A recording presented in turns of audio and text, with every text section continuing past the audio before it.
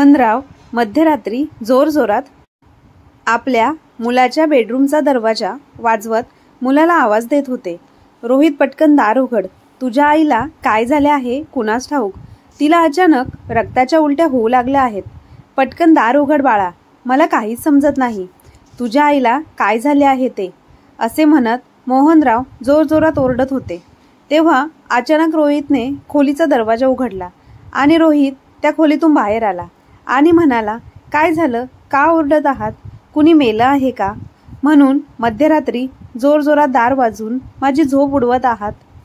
दारात उभे असलेल्या मोहनरावांनी त्याच्यासमोर हात जोडले आणि आपल्या मुलाला विनंती करू लागले की बाळा, माझ्यावर थोडी दया कर आणि आईला हॉस्पिटलपर्यंत घेऊन चल. तिला अचानक खूप रक्ताच्या उलट्या होऊ लागल्या आहेत. माहिती नाही तिला असे अचानक का होऊ लागले, त्यामुळे तिची तब्येत जास्त खराब झाली आहे. तू लवकरात लवकर तिला हॉस्पिटलमध्ये घेऊन चल, नाहीतर काहीही होऊ शकते. आपल्या वडिलांचे बोलणे ऐकून रोहित त्यांना म्हणाला, एवढ्या मध्यरात्री मी या म्हातारीसाठी माझी झोप खराब करू का. जेव्हा मला नोकरी लागली नव्हती तेव्हा तुम्हीच मला माझ्या बायको मुलांसह वेगळे केले होते आणि आता मदतीची भीक मागत माझ्या दारात आला आहात. चला बघतो. तेवढ्यातच रोहितची बायको प्रिया रूममधून येते आणि म्हणते, काय बघतो, तुम्ही कुठे जाणार नाहीत. गुपचूप खोलीमध्ये येऊन आराम करा. मध्यरात्रीची वेळ आहे. सकाळी उठून तुम्हाला ऑफिसला सुद्धा जायचे आहे. यांचे काय, यांना काही कामधंदा नाही. तुम्ही तर एवढे फ्री नाही आहात. तुम्हाला तर काम आहे, तरीसुद्धा आवाज ऐकून लगेच बाहेर आलात. हे देवा, कधीपर्यंत मी तुम्हाला समजावत राहू. आता चला आतमध्ये. यांना जे काही करायचे असेल ते करतील. तसेही आपल्याला यांच्याशी काही देणे घेणे नाही. ते मरू अथवा जगू आपल्याला काहीही फरक पडत नाही. आणि या म्हातारीच्या रक्ताने आपली गाडी घाण करून घ्यायची का. तेव्हा रोहितने सुद्धा आपल्या बाबांना हेच सांगून तिथून हाकलून लावले. मी 1 आठवड्यापूर्वीच नवीन गाडी घेतली आहे, म्हणून मी म्हातारीच्या रक्ताने माझी गाडी खराब करणार नाही. जा कुठेतरी ऑटो रिक्षा शोधा. आणि हो, जर तुमच्याकडे पैसे नसतील तर हे 100 रुपये घ्या आणि तिला नेऊन कुठल्या तरी सरकारी हॉस्पिटलमध्ये भरती करा, जिथे उपचारासाठी पैसे सुद्धा भरावे लागणार नाहीत. एवढे बोलून रोहितने पटकन आपल्या घराचा दरवाजा बंद करून घेतला. पण इकडे मोहनरावांना काही समजत नव्हते की आता काय करावे, कारण आपल्या मुलाचे बोलणे ऐकून ते स्तब्ध होऊन गेले होते. ते विचार करू लागले, हा कसला मुलगा, ज्याचे पालनपोषण करण्यासाठी मी दिवस रात्र मेहनत केली, ऊन पावसाचीही पर्वा केली नाही. कधी पोटाला 4 घास मिळाले नाही तरीसुद्धा हातचे काम थांबवले नाही. का तर आपल्या मुलाचे पोट भरावे आणि त्याने मोठे व्हावे. आज त्याच्या आईला त्याची गरज आहे, तर त्याला स्वतःच्या आईपेक्षा जास्त किमती स्वतःची गाडी वाटत आहे. मोहनराव उभे राहून या सर्व गोष्टींचा विचार करत होते. तेवढ्यात त्यांच्या बायकोच्या खोकल्याच्या आवाजाने ते त्या विचारातून बाहेर आले आणि धावतच आपल्या रूममध्ये गेले आणि बायकोला हिंमत देऊ लागले. शकुंतला, तू घाबरू नकोस. मी आहे तुझ्याबरोबर. तुला काहीही होऊ देणार नाही. जोपर्यंत मी जिवंत आहे तोपर्यंत काहीही करेल, परंतु मी तुला काहीही होऊ देणार नाही. मी नेहमी तुझी रक्षा करेल. फक्त तू मला साथ दे आणि थोडीशी हिंमत दाखव. तू फक्त 2 मिनिट थांब, मी येतो. एवढे बोलून मोहनराव आपल्या घरातून धावतच कोणाची तरी मदत मागण्यासाठी बाहेर पडले. जेव्हा ते घरातून बाहेर पडले तेव्हा ते इकडे तिकडे फिरू लागले. पाहू लागले की मदतीसाठी कोणाला बोलवावं. पण जिथे स्वतःचा मुलगा असताना तो मदत करण्यासाठी तयार नव्हता, तर ते आता कोणासमोर हात पसरणार होते. तेवढ्यात रस्त्यावर एक हातगाडीवाल्याची गाडी त्यांना दिसली, जी एका छोट्याशा लोखंडी साखळीने बांधून ठेवली होती. हिम्मत करून मोहनरावांनी त्या साखळीला तोडण्याचा प्रयत्न केला. त्यांचे नशीब चांगले होते की साखळी गंजून कमकुवत झाली होती. त्या साखळीवर 2-4 दगडाचे घाव घातल्यानंतर ती लगेच तुटली. तेव्हा मोहनराव धावतच आपल्या घरात गेले आणि शकुंतलाताईंना आपल्या खांद्यावर उचलून त्या हातगाडीपर्यंत घेऊन गेले. मग बायकोला हातगाडीवर ठेवून ते हॉस्पिटलकडे निघाले. पूर्ण रस्त्यामध्ये क्षणोक्षणी मोहनरावांचा जीव निघून जात होता. कारण त्यांना याच गोष्टीची भीती होती की आपल्या अर्धांगिनीने आपली साथ सोडायला नको. आणि त्यामुळेच आपल्या मनातील भीती कमी करण्यासाठी ते सतत शकुंतलाताईंबरोबर बोलत होते आणि त्यांना धीर देत होते. शकुंतला, तू हिंमत हारू नकोस. मी तुझ्यासोबत आहे. बघ, आपण थोड्याच वेळात हॉस्पिटलमध्ये पोचू. तुला काही होणार नाही. मी तुला काहीही होऊ देणार नाही. तू काळजी करू नकोस. फक्त थोडी हिंमत ठेव. आता काही वेळातच आपण हॉस्पिटलमध्ये पोचू. सतत याच गोष्टी मोहनराव आपल्या बायकोला सांगून हिंमत देण्याचा प्रयत्न करत होते. पण खरं तर ते स्वतःचीच हिंमत वाढवत होते. जोपर्यंत आपल्या बायकोच्या ओरडण्याचा आवाज येत होता, त्या आवाजावरच ते आपली पावले जोरजोरात उचलत होते. पण जसा जसा त्यांच्या बायकोचा आवाज कमी होत जात होता, तसा तसा त्यांचा जीवसुद्धा निघून जात होता. अशा परिस्थितीत सुद्धा 20 मिनिटाचे अंतर मोहनरावांनी 7 ते 8 मिनिटात पूर्ण केले होते. हॉस्पिटलमध्ये पोचल्यानंतर त्यांनी लगेचच कंपाऊंडरला आवाज द्यायला सुरुवात केली. त्यांच्या आवाजाने कंपाऊंडरसुद्धा धावत पुढे आला. शकुंतलाताईंना अशा रक्ताच्या थारोळ्यात पाहून त्याने लगेचच त्यांना इमर्जन्सी वॉर्डमध्ये शिफ्ट केले. शकुंतलाताईंना अचानक रक्ताच्या उलट्या वाढल्यामुळे त्यांचे पूर्ण कपडे रक्ताने माखले होते. त्यांना इमर्जन्सी वॉर्डमध्ये नेण्यात आल्यानंतर लगेच त्यांच्यावर उपचार चालू करण्यात आले. तर इकडे मोहनराव बाहेर हात जोडून देवाकडे एवढीच प्रार्थना करत होते की हे देवा, माझ्या जीवनाचा एकमात्र आधार म्हणजे माझी बायको आहे. तिला माझ्यापासून दूर करू नकोस. जोपर्यंत माझे जीवन आहे तोपर्यंत मला तिची साथ लाभू दे. या जगात माझ्या बायकोशिवाय माझे कोणीही नाही. तिच्या विना मी पूर्ण एकटा पडेल. देवाची प्रार्थना करत बसलेले मोहनराव आता रडू लागले होते. रडतच ते देवाकडे प्रार्थना करत होते. देवा, मला काही झाले तरी चालेल, परंतु माझ्या बायकोला बरे कर. माझे आयुष्यसुद्धा तिला दे. मग थोड्या वेळात नर्सने मोहनरावांना आवाज दिला. मोहनराव जेव्हा त्या नर्सजवळ गेले तेव्हा तिने त्यांना समजावून सांगितले की तुमच्या बायकोचे ऑपरेशन करावे लागेल आणि ऑपरेशनमध्ये त्यांच्या जीवाला धोका आहे. त्यामुळे काही पेपर्सवर तुम्हाला सह्या कराव्या लागतील. त्या नर्सचे बोलणे ऐकून मोहनरावांचा जीव जणू जात होता. परंतु आता त्यांच्याकडे दुसरा कोणता पर्यायही नव्हता. म्हणून आपल्या बायकोला वाचवण्यासाठी त्यांनी पटकन त्या पेपर्सवर सह्या केल्या आणि त्या नर्ससमोर हात जोडून म्हणू लागले, बाळा, माझ्या बायकोला वाचव. तिच्याशिवाय माझे दुसरे कोणीही नाही. तेव्हा ती नर्स आतमध्ये जाता जाता एवढीच म्हणाली की आजोबा, तुम्ही देवाची प्रार्थना करा. मग तुमच्या बायकोला काहीही होणार नाही. आम्ही आमच्याकडून पूर्ण प्रयत्न करू की त्यांना काही व्हायला नको. एवढे बोलून ती नर्स आतमध्ये निघून गेली. तर इकडेच तासभर मोहनराव देवासमोर हात जोडून बसले होते. तेवढ्यात ऑपरेशन थिएटरमधून डॉक्टर बाहेर आले आणि मोहनरावांना म्हणाले, आता आपल्याला काही तास वाट पाहावी लागेल. त्यांना काही तासात शुद्ध आली तर खूप चांगली गोष्ट आहे, पण त्यांना काही तासात शुद्ध आली नाही तर मात्र खूप मोठी अडचण निर्माण होऊ शकते. त्यामुळे तुम्ही देवाकडे प्रार्थना करा की त्यांना लवकरात लवकर शुद्ध येऊ दे. आम्ही आमच्या परीने आमचे काम केले आहे. आता पुढे जशी देवाची इच्छा. कारण काही गोष्टी आमच्या हातात सुद्धा नसतात, त्या फक्त देवाच्याच हातात असतात. त्यामुळे आता सर्व काही त्याच्याच हातात आहे. त्यांना कधी शुद्ध येईल किंवा नाही हे त्यालाच ठाऊक. एवढे बोलून डॉक्टर तिथून निघून गेले. आजची रात्र मोहनरावांसाठी खूपच कठीण जाणार होती. त्या रात्री त्यांना झोप येत नव्हती. झोप तर दूरची गोष्ट, त्यांचे डोळे क्षणभरसुद्धा बंद होत नव्हते. डोक्यात फक्त हेच विचार चालू होते की कधी माझ्या बायकोला शुद्ध येईल. पण पूर्ण रात्र निघून गेली, पण शकुंतलाताईंना शुद्ध काही आली नाही. दुसऱ्या दिवसाची सकाळ झाली तरी अजूनही शकुंतलाताई बेशुद्धच होत्या. त्यामुळे मोहनराव आता खूपच टेन्शनमध्ये होते. तेव्हा त्यांच्या मनात एक विचार आला की एक फोन करून आपल्या मुलींना ही बातमी कळवावी. मुलगा नाही पण कमीत कमी मुली तरी आपल्या आईच्या वाईट काळात तिच्याबरोबर राहतील. हा विचार करून त्यांनी आपल्या दोन्ही मुलींना शकुंतलाताईंच्या तब्येतीविषयी सांगितले. तेव्हा दोन्ही मुली आपापल्या घरातून आईला भेटण्यासाठी बाहेर पडल्या. तर इकडे मोहनरावांनी पूर्ण रात्र जागून काढल्यानंतर आता आपल्या बायकोच्या बेडचा आधार घेऊन ते बसले होते.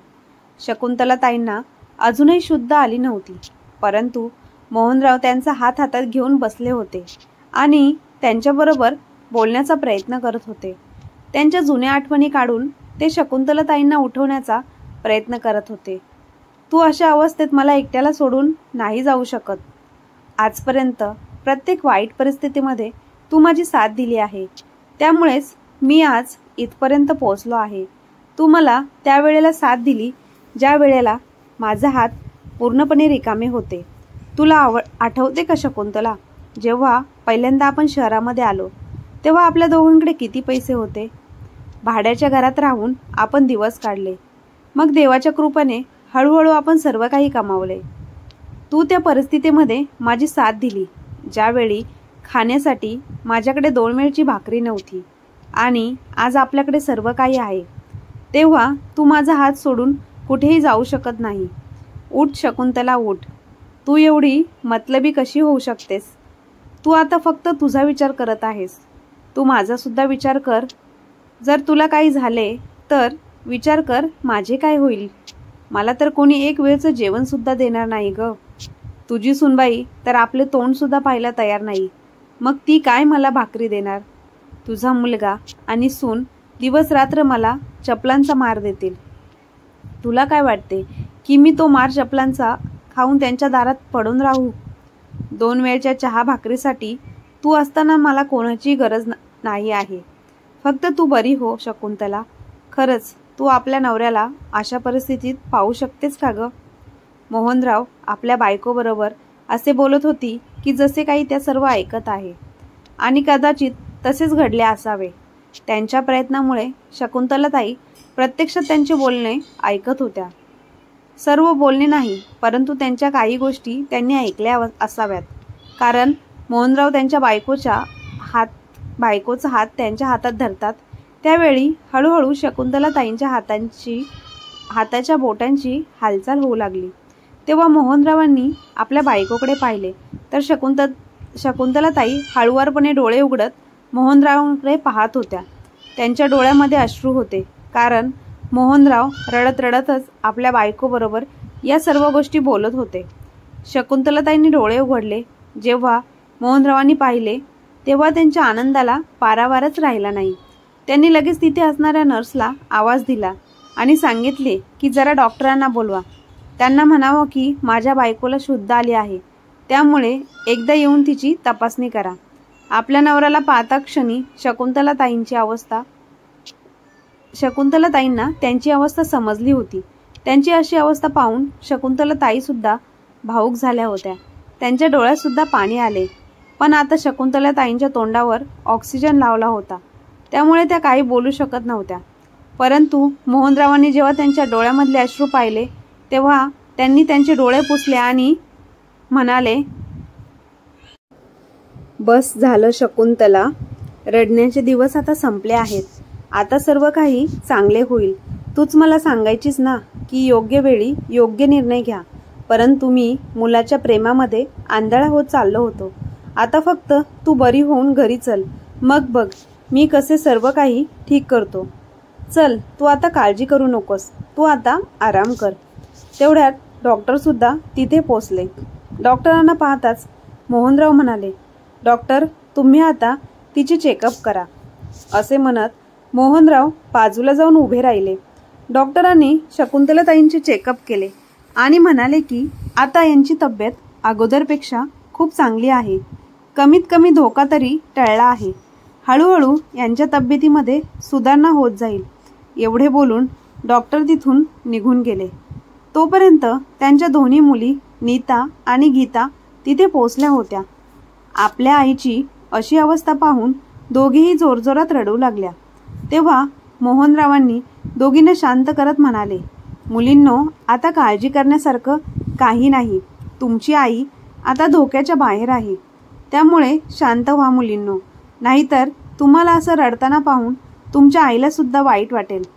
मग मोहनराव आपल्या दोन्ही मुलींना घेऊन त्यांच्या आईजवळ गेले. परंतु आईजवळ आल्यानंतर दोन्ही मुली असे काहीच बोलल्या नाही की ज्याने आईला त्रास होईल. ते सर्वजण एकमेकांबरोबर बोलत होते. त्यानंतर शकुंतलाताईंना औषध देऊन आराम करण्यास सांगितले. तेव्हा मोहनराव आणि त्यांच्या दोन्ही मुली हॉस्पिटलच्या बाहेर आल्या. त्यावेळी मुली मोहनरावांना विचारू लागल्या, बाबा, हॉस्पिटलचे बिल तुम्ही कसे भरणार आहात? तेव्हा मोहनरावांचे जावई मध्येच म्हणाले की तुम्ही वेड्या आहात का? या वेळेला बाबांबरोबर असे बोलणे का करत आहात? बाबा, तुम्ही चिंता करू नका, सर्व काही ठीक होईल. फक्त आईंना बरे वाटू द्या, बाकी इतर गोष्टी होऊन जातील. आम्ही दोघेही मिळून सर्व गोष्टी पाहू. मोहनरावांना दोन्ही जावयांचे असे बोलणे ऐकून त्यांची छाती गर्वाने फुलून आली. कारण त्यांना आज समजले होते की त्यांना एक मुलगा नाही तर त्यांना 2-2 मुले आहेत. ते तर आपल्या जावयांना फक्त जावयाप्रमाणेच मानत होते. परंतु त्यांना आज या गोष्टीची खात्री झाली होती की त्यांचे जावई त्यांना आपले सासरे मानत नाही तर आपल्या वडिलांसमानच समजतात. तेव्हा त्यांना त्यांच्या जावयांबद्दल खूप अभिमान वाटला आणि ते म्हणाले, तुम्ही सर्वजण काळजी करू नका, मी सर्व काही मॅनेज करून ठेवले आहे. मला फक्त थोडा वेळ हवा आहे. मी आता काहीही करू शकत नाही. तुमचे बोलणे ऐकूनच माझे हृदय भरून आले आहे. आता भविष्यात मला काळजी करण्याची गरज नाही, कारण मला माहिती आहे माझी 2 मुले जिवंत आहे. तेव्हा सगळ्यांना त्यांच्या मुलाची, रोहितची आठवण आली. तेव्हा त्यांचे जावई आणि मुली विचारू लागल्या की बाबा, दादा वहिनी कुठे आहेत? आईची एवढी तब्येत खराब आहे आणि ते दोघे अजून इथे आले नाहीत. त्यावेळी मोहनरावांनी त्यांना सर्व गोष्टी समजावून सांगितल्या. जेव्हा ते मदत मागण्यासाठी आपल्या मुलाच्या घरी गेले होते तेव्हा मुलाने आणि सुनेने त्यांच्याबरोबर कसे वर्तन केले होते. मग मोहनराव आपल्या मुलींना म्हणाले, मुलींनो, आता 2-4 दिवसाचा प्रश्न आहे. तुम्ही घरी जाऊन राहा. कमीत कमी जेवण बनवून हॉस्पिटलमध्ये तरी घेऊन याल. तसे आता तळमजल्यावर मी आणि तुमची आईच राहतो. तुमचा भाऊ आणि वहिनी वरच्या मजल्यावर राहतात आणि त्यांना आता आमचे काही घेणे देणे राहिलेले नाही. तुमची वहिनी मला एवढी बोलली आहे की आमच्या जगण्याने किंवा मरण्याने सुद्धा त्यांना काहीही फरक पडणार नाही. त्यामुळे आता मला त्यांना दाखवावेच लागेल की मी काय करू शकतो. मला माहिती आहे की मी भावूक होऊन सर्व काही गमावले आहेच. एवढेच काय तर मजबुरीमध्ये येऊन मीच माझी सर्व दुकाने सुद्धा विकली आहे आणि ती सुद्धा फक्त तुमच्या भावासाठी. पण आज तुमच्या भावाने तुमच्या आईला हॉस्पिटलमध्ये घेऊन येण्यासाठीही नकार दिला. ही गोष्ट मी कधीही विसरणार नाही. आणि बघा मी आता त्याला कशी अद्दल घडवतो ते. त्यानंतर त्यांच्या दोन्ही जावयांनी त्यांच्या मुलींना तिथेच ठेवले जोपर्यंत शकुंतलाताई हॉस्पिटलमधून डिस्चार्ज मिळत नाही तोपर्यंत. पण आता 4 दिवसानंतर शकुंतलाताईंना हॉस्पिटलमधून डिस्चार्ज मिळाला होता आणि त्यांना घेऊन मोहनराव आपल्या घरी पोचले होते. घरी पोचल्यावर शकुंतलाताईंना मोहनरावांनी समजावले की त्यांना आता या मतलबी मुलाची कोणतीही गरज नाही आणि तसेही तो आता स्वतःच्या पायावर उभा आहे. त्यामुळे स्वतःच्या कुटुंबाच्या खर्चाची जबाबदारी तो पूर्ण करू शकतो. आपल्यावर त्याचा कोणताही अधिकार नाही. त्यामुळे आता इथे जे काही आहे ते सर्व माझे आहे.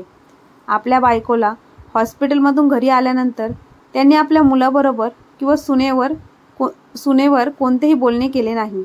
ते फक्त वकील साहेबांकडे गेले आणि त्यांच्याबरोबर संभाषण केले.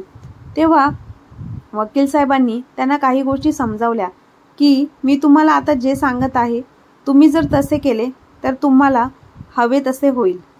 काळजी फक्त या गोष्टीची होती की ते अचानकपणे आपल्या बायकोला एवढं मोठं सरप्राईज देऊ शकत नव्हते. म्हणून त्यांनी हळूहळू आपल्या बायकोला ही गोष्ट समजावली की त्यांचा मुलगा त्यांच्यासोबत राहण्यासाठी लायक नाही आणि जर का आपण त्याच्याजवळ राहिलो तर तो आपल्याला सोडणार नाही, तो आपल्याला बर्बाद करून ठेवेल, जसे त्याने आत्तापर्यंत आपल्याला बर्बाद केले आहे. खरं तर शकुंतलाताई आणि मोहनराव जेव्हा शहरात आले होते तेव्हा ते सुरुवातीला भाड्याच्या घरात राहत होते. जसा सर्वांना अडचणी येतात तसे त्यांना सुद्धा अनेक अडचणींना सामोरे जावे लागले होते. पण हळूहळू त्यांनी खूप कष्ट करून पैसा गोळा केला आणि स्वतःचे घरही खरेदी केले. आणि नंतर त्यांनी विचार केला की दुकानंही खरेदी करू. असे करता करता त्यांनी 4 दुकानंही खरेदी केली होती, कारण भविष्यामध्ये कोणत्याही गोष्टीची अडचण यायला नको. आणि आपल्या राहत्या घरात त्यांनी 2 मजले बनवून घेतले होते. आता त्यांच्या पहिल्या मजल्यावर त्यांचा मुलगा राहत होता, तर तळमजल्यावर ते स्वतः राहत होते. सुरुवातीला त्यांनी पहिला मजला भाड्याने दिला होता. त्या पैशातून त्यांचा घर खर्च भागत होता, कारण त्यांनी जेव्हा घर खरेदी केले होते तेव्हा त्यांची आर्थिक परिस्थिती थोडी कमजोर झाली होती. परंतु त्याच वेळेला त्यांच्या मुलाच्या डोक्यात नक्की कोणते भूत सवार झाले होते माहिती नाही, आणि त्याने शिक्षणासाठी परदेशात जाण्याचा हट्ट केला. पण तो एवढा हुशारच नव्हता आणि त्याला परदेशात पाठवण्यासाठी आता मोहनरावांकडे एवढे पैसे सुद्धा नव्हते. म्हणून त्यांनी आपल्या मुलाला समजावले की तू याच शहरामधील कोणत्या तरी चांगल्या कॉलेजमध्ये ॲडमिशन घे, तू तुझे शिक्षण पूर्ण कर. पण त्याच्या डोक्यात परदेशात जाण्याचे भूत चढले होते. ते उतरण्याचे नावच घ्यायला तयार नव्हते. त्याने रागात येऊन 1-2 दिवस जेवण केले नाही. शेवटी मजबुरीने मोहनरावांनी त्याला शिक्षणासाठी परदेशात पाठवले. त्यामुळे त्यांच्यावर खूप कर्जसुद्धा झाले, कारण त्याच वेळेला मोहनरावांनी घरसुद्धा घेतले आणि दुसऱ्या बाजूला दुकान तयार करण्याचे कामसुद्धा चालू असल्यामुळे खूप पैसे लागत होते. रोहितच्या हट्टापायी त्याला परदेशात पाठवण्याची परवानगी दिली.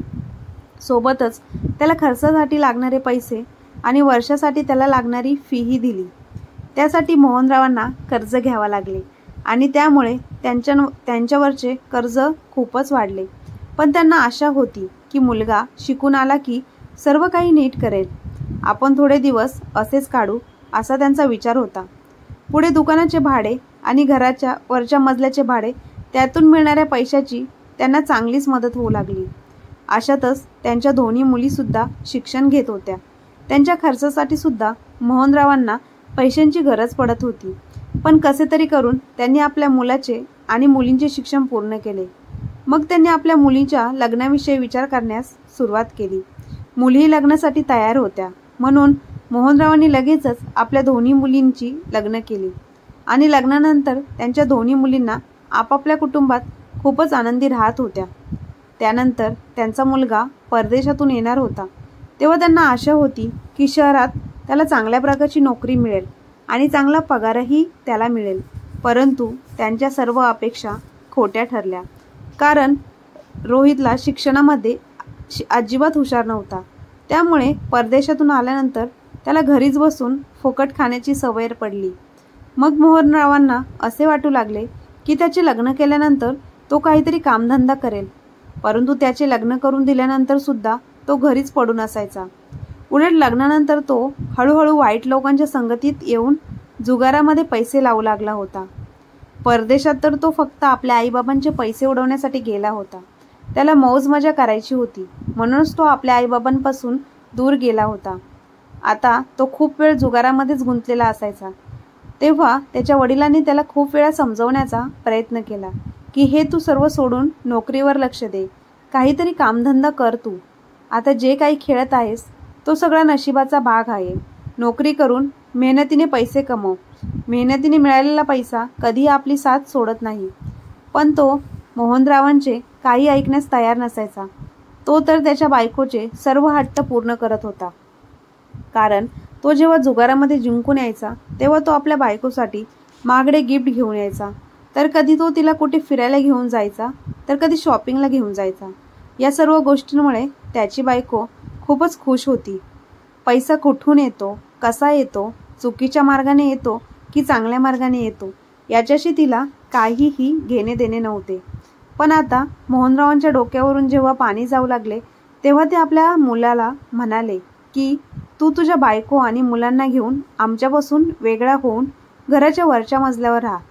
त्यांनी हा विचार करून त्याला वेगळे राहायला सांगितले की तो आपल्या मुलांचा विचार करून तरी काहीतरी काम करेल, त्यामुळे त्याला त्याच्या जबाबदारीची जाणीव होईल. परंतु नाही, त्याला या गोष्टीची काही समज आली नाही. उलट जेव्हापासून त्याला वेगळे राहायला सांगितले तेव्हापासून त्याची मिळकत ठप्प झाली होती. कर्ज काढून तो दिवस काढत होता, पण कर्जाची परतफेड न केल्यामुळे कर्ज देणारी माणसे घरी येऊ लागली होती. अशातच पुत्रप्रेमामुळे त्यांची 2 दुकाने एक एक करून विकली गेली. तरीही मोहनरावच घर चालवत होते. पण आता गोष्ट त्यांच्या हाताबाहेर गेली होती. म्हणूनच त्यांनी आता अशा मुलाची साथ द्यायची नाही असे ठरवले. कारण त्याला आपल्या आईवडिलांविषयी थोडेसुद्धा प्रेम नाही. तो तर आपल्या आईबापांच्या मरणाची प्रार्थना करत आहे.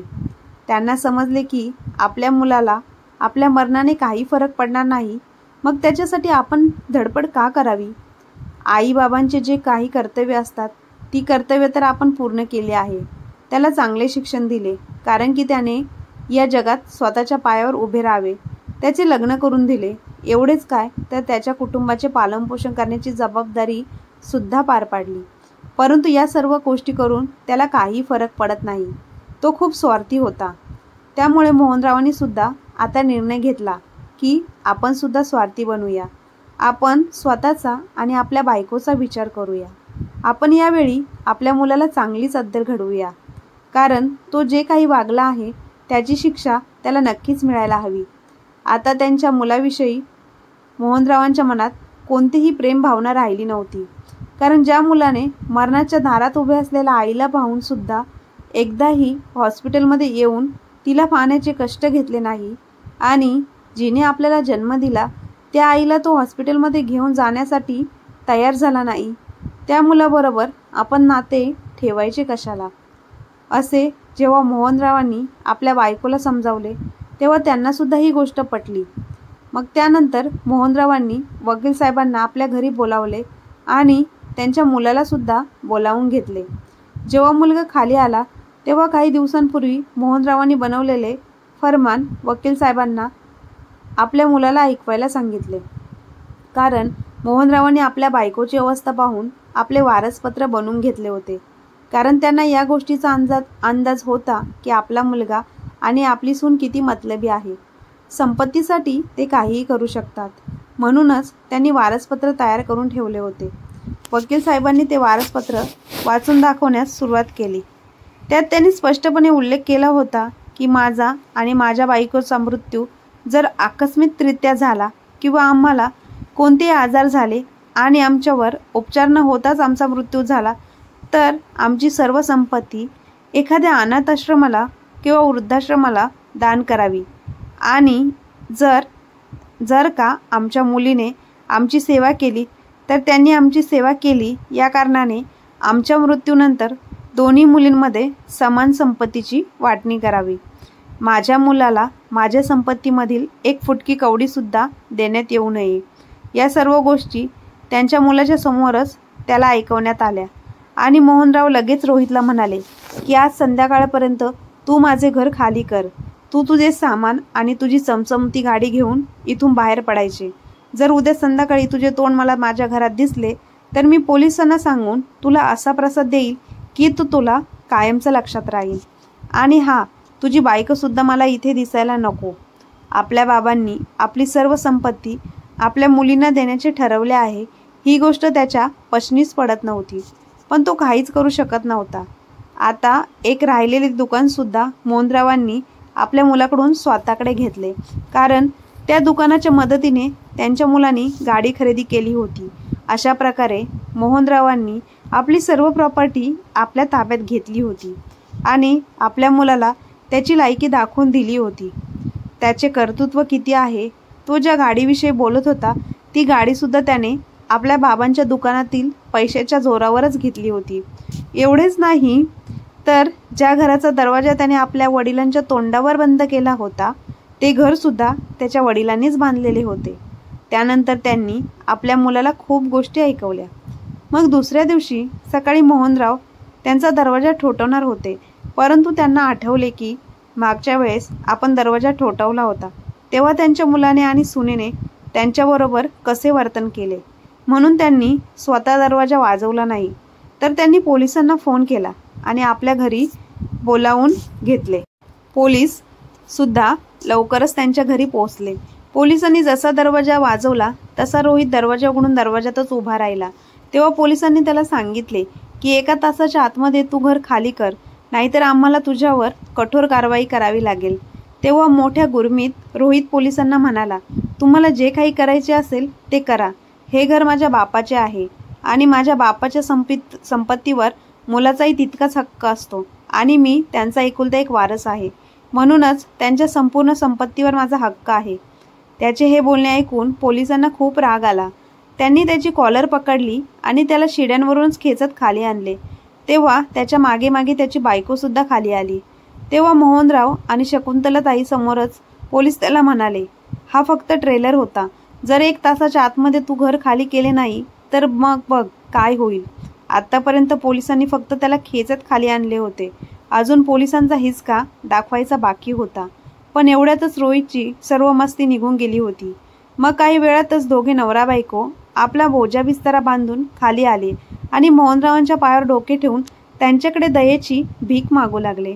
कारण रोहितला माहिती होती की तो काहीच करू शकत नाही. आजपर्यंत तो आपल्या वडिलांच्या पैशांवरच जगत होता. पण आता लाख वेळेला माफी मागून सुद्धा मोहनरावांनी त्याला माफ करायला तयार नव्हते. त्यांचे मन जणू दगडासारखे झाले होते. त्यामुळेच त्या दगडावर किती डोके आपडले तरी त्यांना काही फरक पडत नव्हता. शेवटी त्यांच्या मुलाने आणि सुनेने नाईलाजाने ते घर सोडले आणि आता आपले पोट भरण्यासाठी ते दारोदार फिरत आहेत.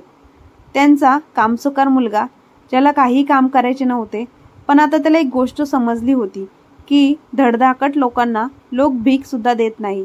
म्हणून त्यांनी आपल्या मुलाचे आणि बायकोचे पोट भरण्यासाठी आता छोटी नोकरी करण्यास सुरुवात केली. पण इकडे मोहनराव आपल्या बायकोसोबत मोठ्या आनंदाने आपले आयुष्य जगत होते. त्या दोघांचे आता वय झाले होते, त्यामुळे आता त्यांच्याकडून कोणतेही काम होत नव्हते. म्हणून एक मुलगी आणि जावई आता त्यांच्याकडेच येऊन राहू लागले होते. कारण त्यांना मोहनराव आणि शकुंतलाताईंची काळजी घ्यायची आहे. आता मोहनराव आणि शकुंतलाताई आपल्या मुली आणि जावयासोबत खूप खुश आहेत आणि एक चांगले जीवन जगत आहे. आता शकुंतलाताईंच्या तब्येतीमध्ये सुद्धा चांगली सुधारणा झाली आहे. त्यामुळे त्या सुद्धा आपल्या नातवंडांसोबत मोठ्या आनंदाने जीवन जगत आहे. पण एका आईचे हृदय हे कधी आपल्या मुलाला विसरू शकत नाही. या कारणाने शकुंतलाताईंना आपल्या मुलाची आठवण तर येतेच, पण त्याच्या वाईट गोष्टींचा विचार जेव्हा त्यांच्या मनात येतो तेव्हा आजही त्यांचे मन भरून येते. पण मोहनराव शकुंतलाताईंना आधार देऊन उरलेले आयुष्य सुखाने जगण्याचा सल्ला देतात. अशा तऱ्हेने दोघेही वयोवृद्ध एकमेकांचा आधार म्हणून शेवटच्या काळात सुद्धा आनंदाने जीवन जगत आहेत. तर मित्रमैत्रिणींनो, मोहनरावांनी आपल्या मुलाला शेवटची संधी देऊन त्याला माफ करायला हवे होते का, की त्याला मिळालेली शिक्षाच योग्य आहे? याविषयी आपले काय मत आहे कमेंट बॉक्समध्ये नक्की कळवा. आणि आजची कथा आवडली असल्यास आपल्या चॅनेलला लाईक, शेअर, सबस्क्राईब नक्की करा. धन्यवाद.